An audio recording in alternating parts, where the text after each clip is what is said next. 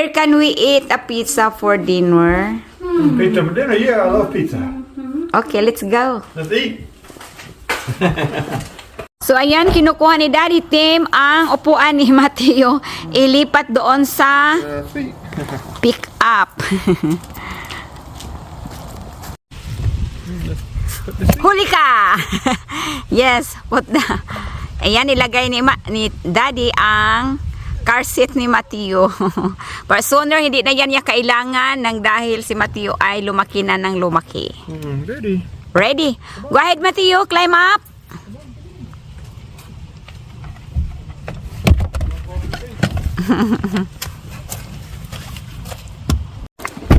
Need it? Jingle bells. Jingle bells. The other side, Matthew. Come on. Yay! Gagamitin na naman namin ang pick-up ni Daddy. We really enjoy. Pick them up. Basta happy si Daddy, happy din kami ni Matthew. Everybody's happy. Daddy said this is a family truck. Yeah, big enough for the whole family, right? Right, Matthew? Yes. At ngayon, nandito na tayo. Papasok na tayo sa loob. Alangan naman sa labas tayo papasok, hindi sa loob. Ayan, naglabing-labing pa silang dalawa habang kami nag-aantay ng aming pizza. Ayan. Have you got your drink? Everything good? Yes, for your salad. Oh, thank you. I think this is my cheesy bread. This your pizza. Okay, slow down because that is very hot. Move Mateo, listen. Look at that. Look out of the way. And then Okay. Oh my god. you got pizza too. Oh, you got salad. Salad, yeah. Okay, that's for me. Mommy's pizza. Oh, tig-isa kaming ano, tig-isa. Aba, tig-isa kaming box. Yeah. You and Daddy's pizza. Can you show them? Show them. Oh, what is that, the other one? That's cheesy bread. Cheesy. Oh, that's, I mean. You ordered the cheesy bread. Only $5. And this is for mommy. Yeah, Oh, okay, let's eat. you want to dip your marinara sauce? Okay, I'll get it. Family dinner. Bahalag simple lang. Malinaw. At, you know, masaya. That's the important. Magkaisa. Cheesy bread not pulling. It's very hot. It's very hot. Hold on. Slow down because it's hot. I know, but it's like actually pulling. It is. Why It's is going it to help it. like? Like this, look. You pull it like this. Yeah, but not like that bad. Like you can. Ganyan talaga si Daddy Tim pag kumakain kami. Inuuna talaga yan si Matthew. Every time. O, ayan. Inorderan pala ng special bread si Matthew. Wow, wow, wow, wow. Very cheesy. Very cool. We used to serve this at school. Cheesy bread. Yeah, cheesy bread.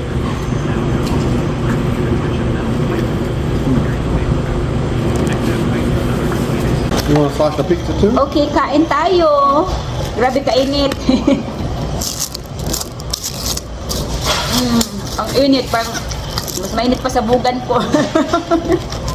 That one, I got for your one. So I'm going to do both.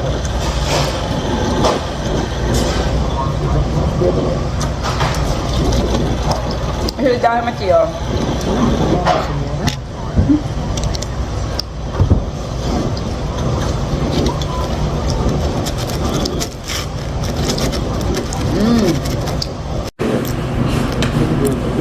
Cheesy bread. So, ganyan po ang anak mamahalin, hindi pababayaan. Alagaan. It's good. It's good. Yeah, cheesy But I bread. cannot eat that one because there's gluten. You dip it in the sauce. They have the sauce. Yeah, marinara sauce.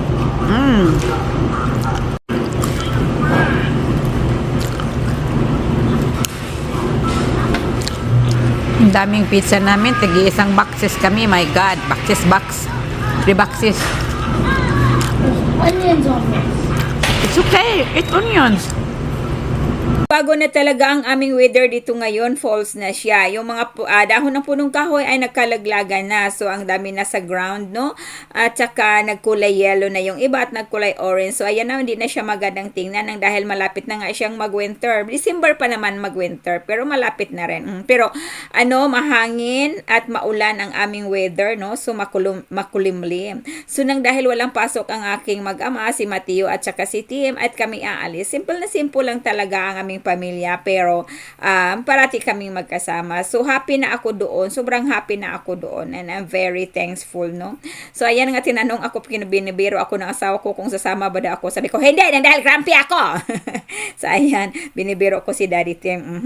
So, ayan, kakain lang naman kami dyan. Mag-sandwich lang. Pagkatapos, pupunta na naman kami sa tindahan ng dahil nga itong Mateo namin, may kailanganin siya na may gamit siya na medyo luma na at gusto ko ng palitan. So, nakakonsentrate talaga kami dito sa aming anak.